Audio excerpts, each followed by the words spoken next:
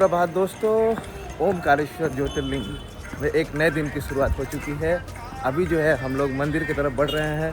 सुबह सुबह बाबा को जल चढ़ाएंगे, दिल खुश हो जाएगा।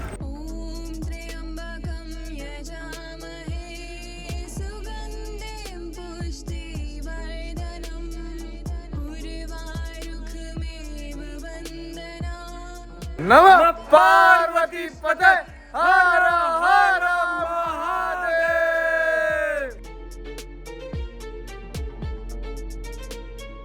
ओमकारेश्वर टेम्पल के तरफ आप जब नए ब्रिज से आते हो तो आपके राइट साइड में सूरज देखने को मिल जाता है, जो कि फ्री ऑफ कॉस्ट है। और यहीं बगल में अपने हाथ पैर धोकर मंदिर के दर्शन के लिए आप यहीं से प्रवेश कर सकते हैं। हर हर महादेव शंभु। हम लोग फिर से तैयार हैं एक बार और दर्शन करने के लिए ओमकारेश्वर जी के। वेट, क्या एक बार और?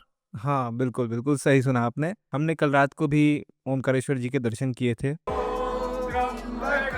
यजामहे सुगंधिं पुष्टिवर्धनम् उर्वारुकमिववन्दनान् मृत्योर्मोक्षयमामृतात्। उस समय हमें चौसर पासा बिछाए हुए देखने को मिले थे। कहा जाता है कि हर रात को यहाँ पे चौसर पासा बिछाया जाता है और शंकर भगवान जो है यहाँ पे चौसर पासा खेलने के लिए आते हैं। कहाँ से? उज्जैन महाकालेश्वर से। 20 रुपए का फूल और 20 रुपए की बोतल लेके नर्मदा जी का जल भर के बढ़ रहे हैं मंदिर की तरफ। नर्मदा नदी के पवित्र तट पर बसा है ओमकारेश्वर, एक ऐसा स्थान जहाँ आस्था सिर्फ महसूस नहीं होती, जी जाती है। यहाँ विराजमान है भगवान शिव का दिव्य रूप ओमकारेश्वर ज्योतिर्लिंग टेम्पल।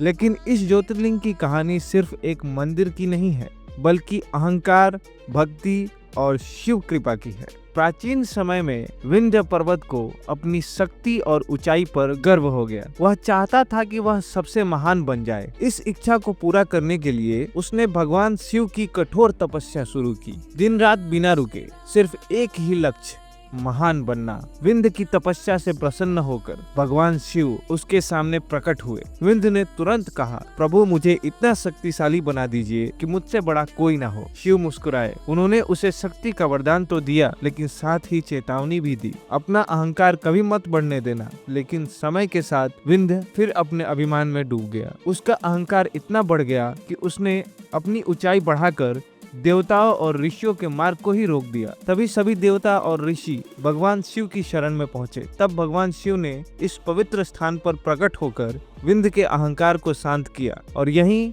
शिव ने ज्योतिर्लिंग के रूप में निवास करने का निर्णय लिया। कहा जाता है कि यहाँ शिव 2 रूप में विराजमान हुए, ओमकारेश्वर और ममलेश्वर। और मां नर्मदा ने इस द्वीप को ऐसा आकार दिया जो ऊपर से देखने पर ओम जैसा प्रतीत होता है, मानो स्वयं प्रकृति भी भगवान शिव का नाम जप रही हो। आज भी जो भक्त यहाँ आते हैं वह सिर्फ दर्शन नहीं करते, वह एक अनुभव करते हैं, शांति, शक्ति और शिव की उपस्थिति का, क्योंकि यहाँ हर कण में बसते हैं महादेव। और इसी के साथ हमारे 5वें ज्योतिर्लिंग के दर्शन संपन्न हुए।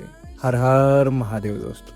ओमकारेश्वर महादेव के दर्शन करने के बाद हम लोग यहाँ उनके छत पे आ चुके हैं और यहाँ पे एक महाकालेश्वर का मंदिर है, उनके भी दर्शन किए और यहाँ से खूबसूरत नज़ारों का आनंद लेते हुए हम लोग जो है समय व्यतीत कर रहे हैं। आप देख सकते हैं हमारे सामने नर्मदा मैया दिख रही है, बहुत ही खूबसूरत नज़ारा।